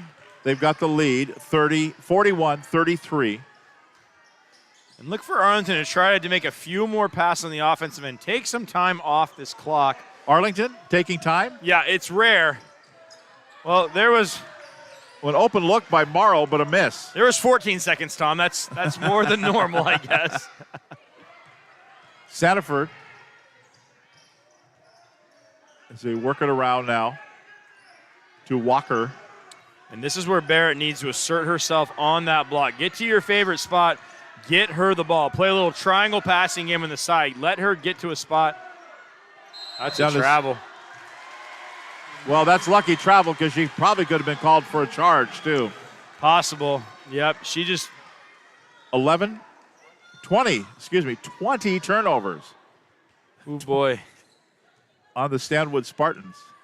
If Stanwood can come back and make this close, I mean, Stanwood's a team. They're here for a reason. They're a fantastic team, number 7 RPI in the state. But 20 turnovers is not usually a recipe for a win in a district championship game. Well, and you credit then the defense. Absolutely. There's Marsh out of control. She went high in the air, thought she got fouled, missed the lay-in, didn't get fouled, gets up and goes back and rejoins on defense. Barrett, I thought there was an argument maybe she traveled. Well, and those are the times. You wanted her to go up. Oh, those are the times. I'm sure Coach Iverson will be like, you've got to be kidding me. We get you the ball on the block. You're 5 feet away. You have great touchdown there. Don't pass the ball. It's unselfish players you want, you love, but it's at the same time, you're our leading scorer. You're the reason we're here. Put the ball in the hoop. There's times if you get to a spot, you don't pass. Ava Cook makes that bucket, makes it a 6-point ball game. Timeout on the floor. We step aside. 3:10 to play. We'll be right back. McDaniel's Do-It Center is located in beautiful Snohomish, Washington. Locally owned and operated for over 40 years, they are proud to provide the Snohomish Valley with exceptional hardware, tools, lawn and garden, and sporting goods products. Their commitment to delivering legendary customer service and their outstanding employees continue to make McDaniel's the best and one of the most recognized Do-It-Best centers in the nation. Stop by and experience for yourself the difference between McDaniel's and the big box stores. Discover why so many people are choosing to shop at McDaniel's.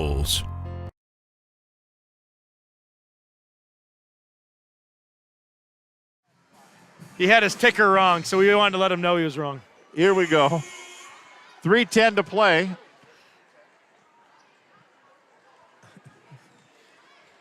We're giving Todd a bad time about his score bug along the bottom of the screen there. Yeah, sometimes you don't give the producer a bad time because he's the one who can turn your mic off in a heartbeat. That's true, too. Here we go. 3:10 to play. Arlington basketball with the lead, 41-35. Stanwood needs a stop. Right? Stop, bucket, stop. Absolutely. See what they get here. Oh, how do you stop that? That's not a stop, and that's the opposite. Boy. Villa got 13. That's 13 points in the game, 11 second-half points, only 2 at the halftime. And that's a 9. And Rourke with a steal and a 9-point lead, going to an 11-point lead right now for the Arlington Eagles. Biggest lead of the ball game for Arlington. And the hard part here is Stanwood only has 6 points in the second half with 2:25 to play in the fourth quarter. That is the story. The Arlington defense in the second half has just been relentless. Her name is Viv. I think you're going to say her name's Jenna and her name's Kira and her name is Team Defense. Yep. Because they have done an incredible job in the second half of not giving Viv Barrett looks or touches on the block. Very few. Coming up on 2 minutes to play. One more opportunity for Arlington. For Stanwood. They can score quickly. They just have to. Absolutely. Walker tried a little backdoor feed inside to Cook. She puts it up and in. And one.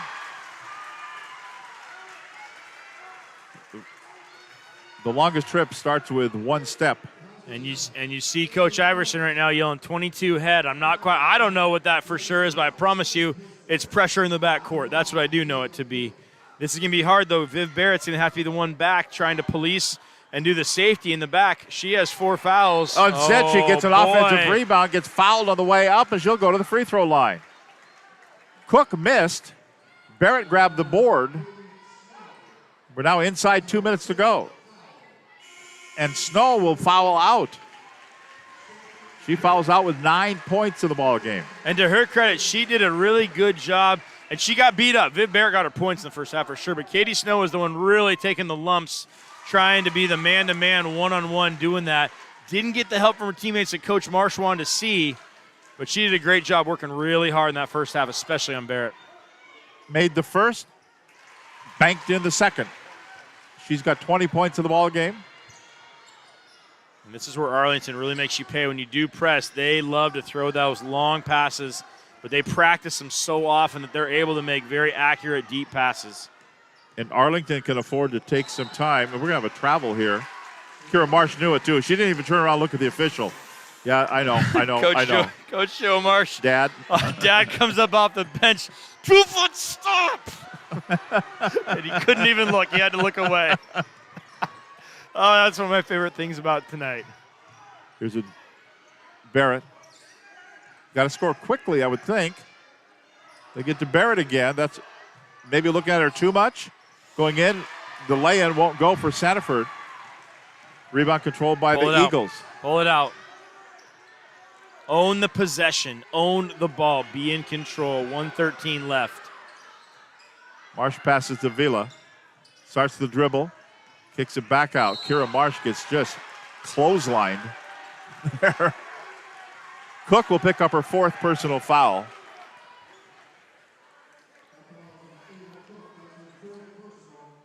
She came across. Move. Boy, it's good production right there by the guys in the truck.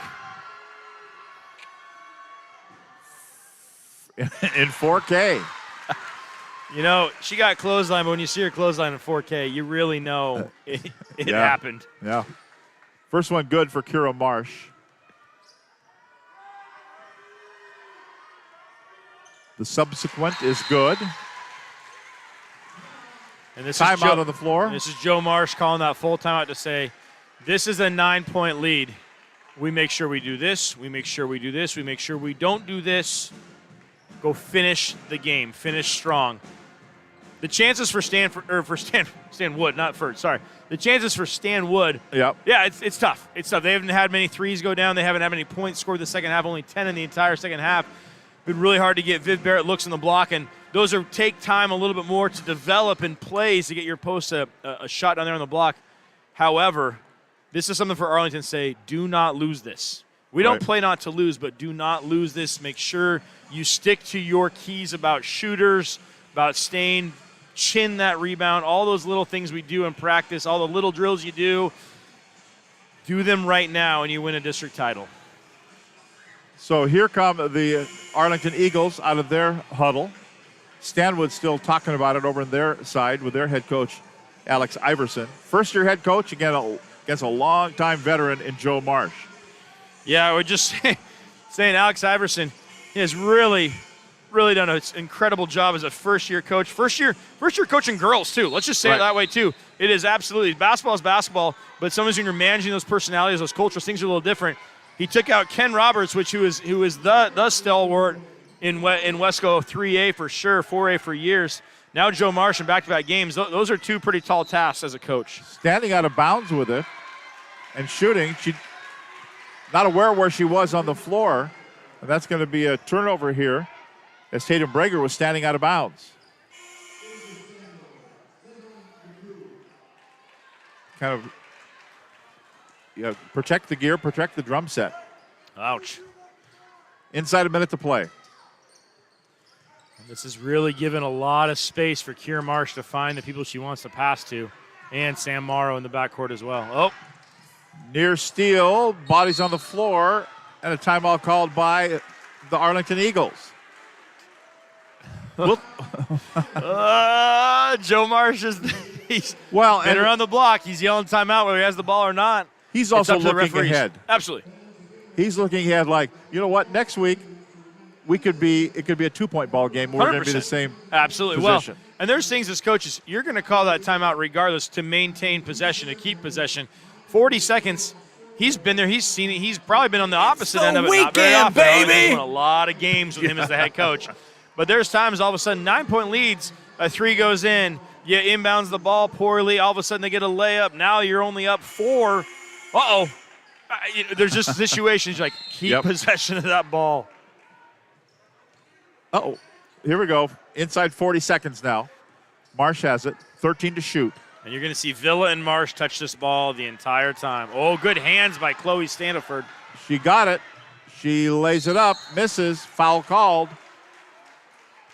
It's going to be on Kira Marsh. And that's that possession right there. As much as you like Kira Marsh's intensity and aggressiveness going for that block, the chances of getting a block right there, you're side to side. You're not in front. You're side to side with Standiford. She's probably going to get it. You're going to get a foul called. And you know what? It's a tough ball to make right there. Make her take contested, difficult shots. If she puts one in here, she missed that first. She puts one in here, she's scoring with the clock stopped. The last thing you want Stanwood doing. Next one, well, she missed them both. Now the clock starts. And who gets the rebound? Marsh. She makes up for it. They're just going to slow it down. They're going to run it out. I don't know if they will come out and foul. Warm up the buses, is that what they were saying? I'm not sure, maybe. So Chloe Sanford picks up the foul. And Villa at the free throw line now for the Arlington Eagles.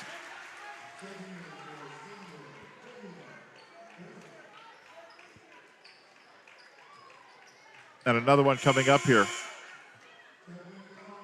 And for Arlington, checking in now. They're going deep on the bench. I'm seeing Rachel Snow, number 3 right there, the sophomore coming in. Looks like the tape's over the 1 on the 31, so she's 3. So down to 10 seconds to go, and we're going to have a... Poor Rachel Snow comes in for the last 16 seconds. And gets thrown to the ground. Gets thrown. But she's going to go shoot some free throws and see if she can't put one in. Here we go on your screen. Boom. Jeez. That is going to leave a mark. I think she had to wipe her eyes, wipe her face, compose herself. Good for her. Shooting your free throws. Good job. Cook is fouled out now for Stanwood. Remember, both teams advance. They just await the determination of the seeding committee tomorrow for the 3A girls on who and when they will play next week in the regional round.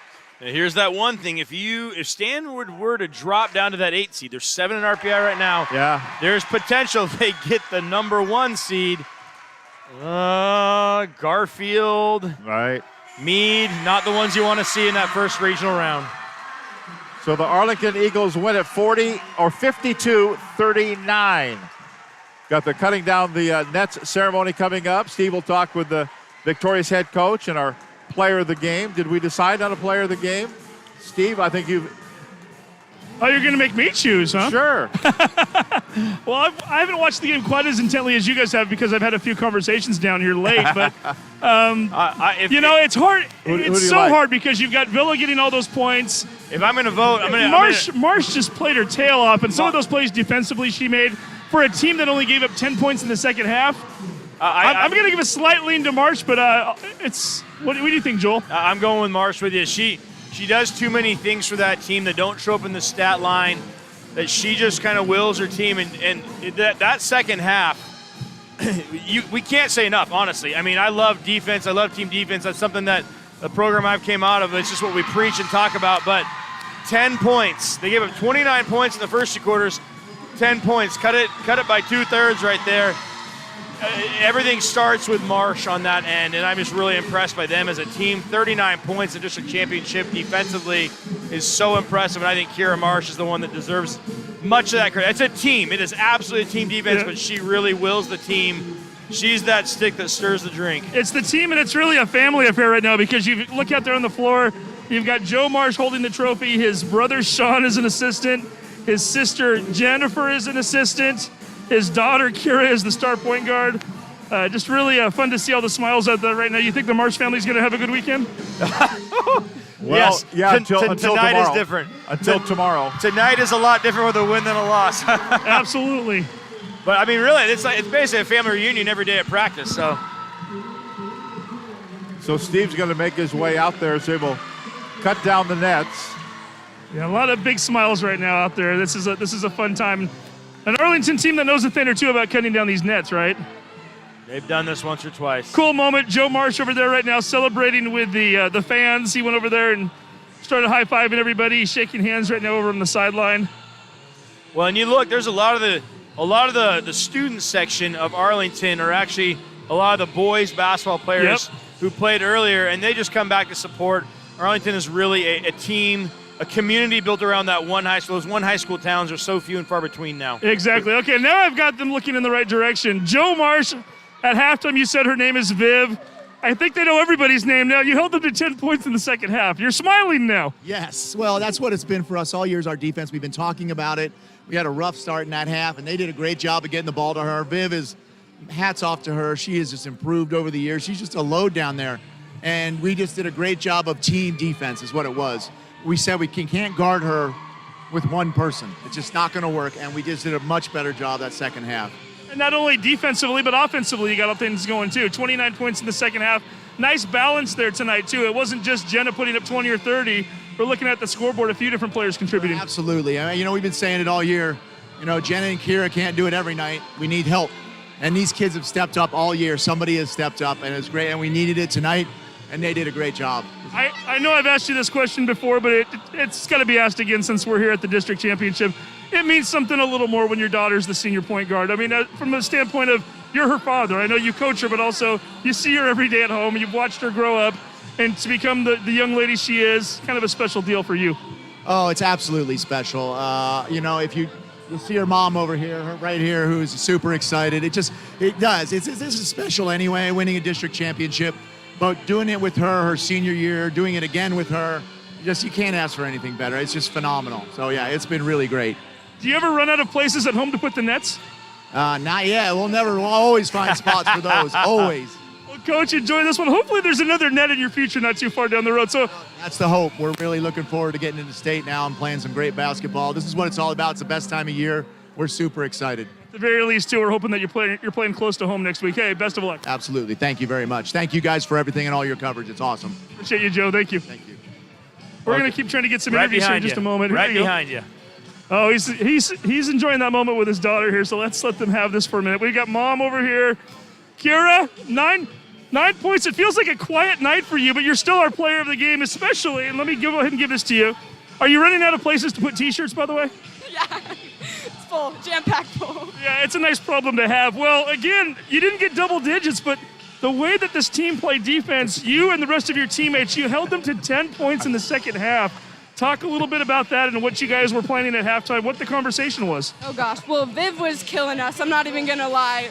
We're not the biggest team. Our tallest one is Jenna, who's, 6'2", 6'1", and Viv, I don't even know how tall she is, but she's tall. So, I don't know. We just, in the locker room, we basically, her name was the key, the highlight. Oh, my gosh.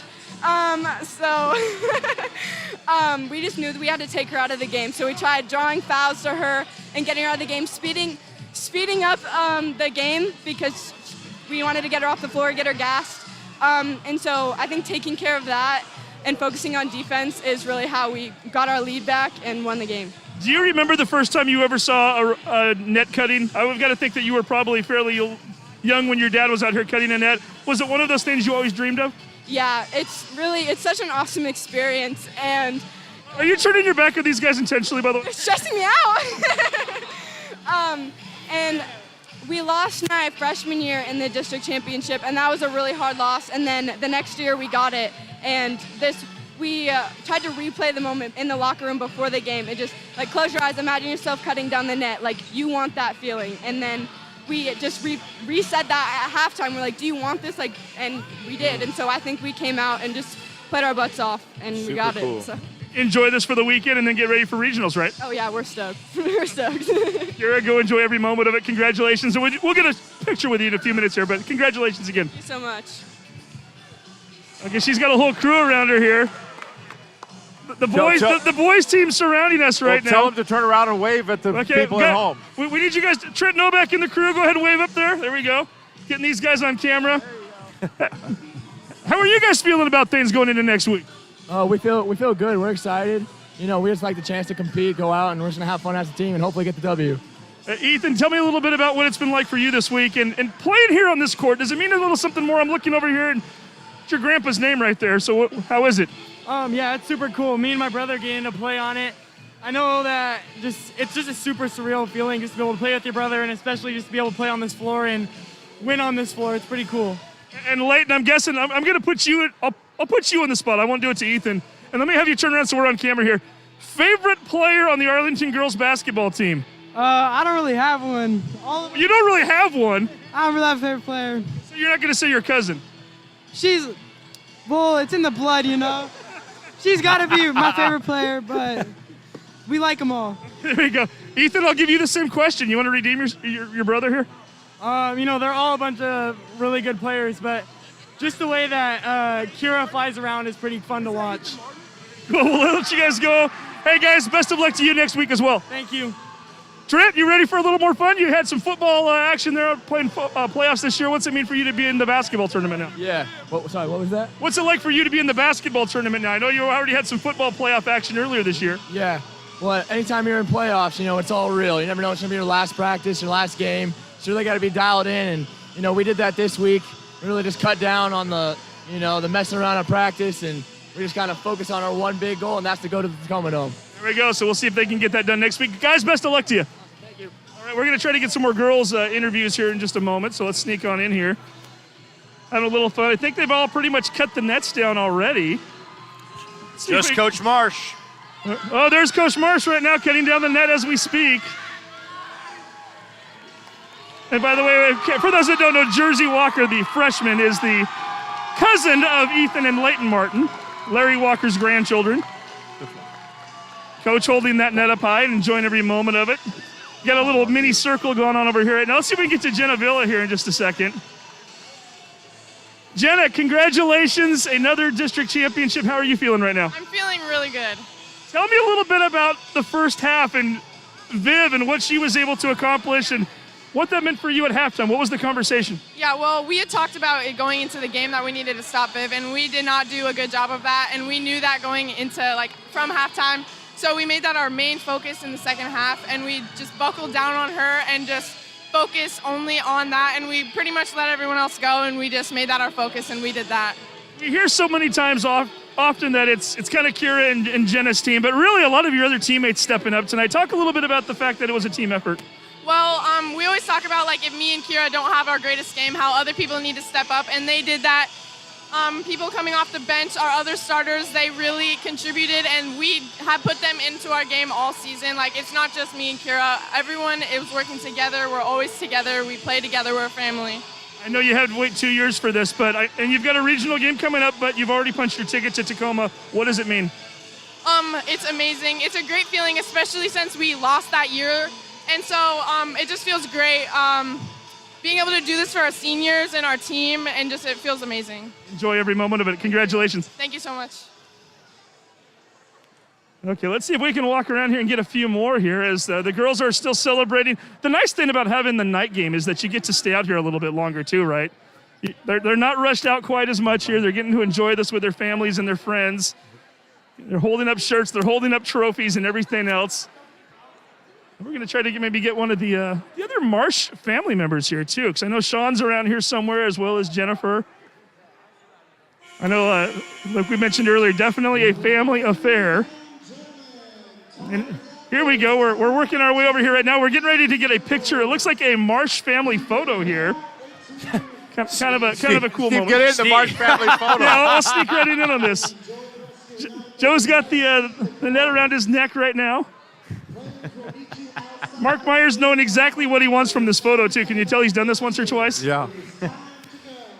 Steve, at the last second, Steve, just jump in there, okay? Yeah, exactly. There's Sean Marsh right over here. I don't mean to interrupt you, but we're going to try to get you while we're live here. And can we get Jennifer over here, too, in just a moment?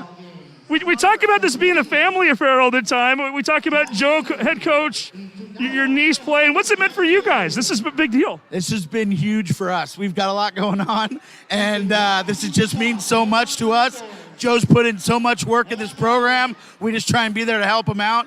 He calls it family basketball all the time, and it means so much to us, especially with everything going on right now. We appreciate all the support, and this is just really, really special. Jennifer, do you ever look out on the floor and realize, okay, there's my brother there's another brother, and there's my niece over there making baskets? It's amazing. I love being part of this program. Steve, turn her around so we can see her. We want you to turn around so we can see it here. So there she is. There you go. Yeah, it's amazing. I've learned so much from my brothers as it is, and just to be a part of this program, it's so special. Yeah, it means a lot. Talk about the family element, not just from the name Marsh, but also the rest of the family as well, the basketball family. Oh, yeah. Well, he creates such a family atmosphere where, everybody just lifts each other up and encourages, and we're all just there for each other. And these girls work so hard every day, and they build each other up, and it feels like a family. It feels really good. Yeah, it's amazing.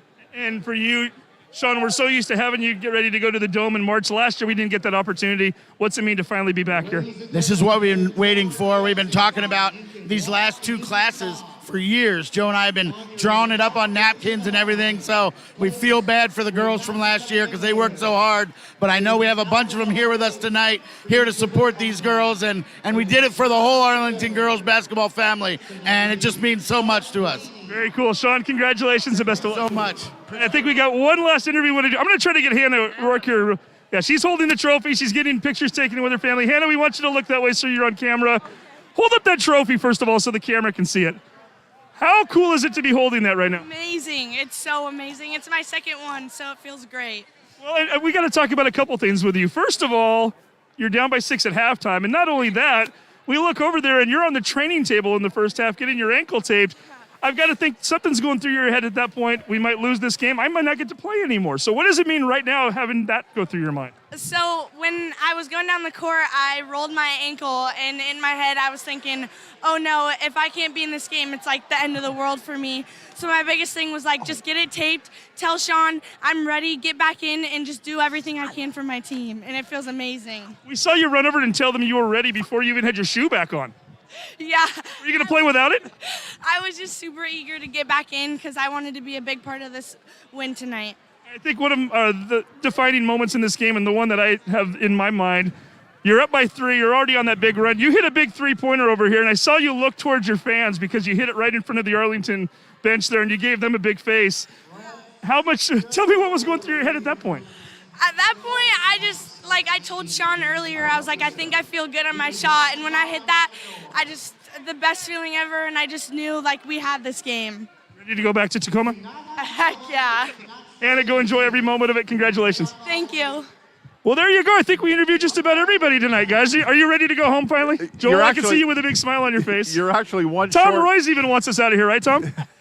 Absolutely. It's been a long day. The fact that I was just going to say, if you can get Tom Royce to give you an interview at the end, well, I think we better wrap it up with Tom Royce, right? So you got not one but 2 teams heading into regionals next week. You wrestling earlier today, swimming going on. What's it like to be you right now? I wish there were 5 of me right now in order to kind of cover everything. So we went down to wrestling yesterday, and it's a fun day today. So it's always fun this time of year to get to watch your kids compete at the higher level. So. Well, get some sleep this week and be ready. You got some Tacoma time coming up in March. Yeah, it's going to be a long week next week. So, spring sports start next Monday too. So, what the heck? Here we go. Tom Royce is ready. Tom, thanks for your time. Hey, guys, we'll throw it back up to you. What a fun night down here for the Arlington Eagles, folks. Well, you just tied the number of people you interviewed for Motley Terrace, so good job. I was going for that. That was actually the I was counting on that because, there's a little home field for Terrace there for Steve. I want to see, is he going to show the same love? I knew there was an over-under. I just wasn't sure if I hit it or not. So you nailed it. That's what they're doing at the casinos these days. Okay. Thanks very much, Steve. Down on the floor. Let's quickly run through the stats on this one. 9%, 2 of 14 from three-point range, 14%, 7-17 from the free throw line, 0 for 8 in the second half from the free throw or from three-point range. Individually scoring, leading all scorers, Vivian Barrett with 20 points, 9 points for Ava Cook, 6 points for Tatum Brager, 22 turnovers for the Spartans. For the Arlington Eagles, 17 of 58 from the field, 29%, 4 of 16 from three-point range, 25%, 14 of 17 from the free throw line, 82%. Individually scoring, 15 points for Jenna Villa, 11 points for Hannah Rourke, 9 points for our player of the game, Kira Marsh. 15 turnovers for the Arlington Eagles. Well, that's it. We have crowned some district champions. Congratulations to them all. So for Joel Boyer and Buddy Patrick and Steve Willits and Sarah Elvig and Todd Elvig and all the people in the truck, thanks for being with us.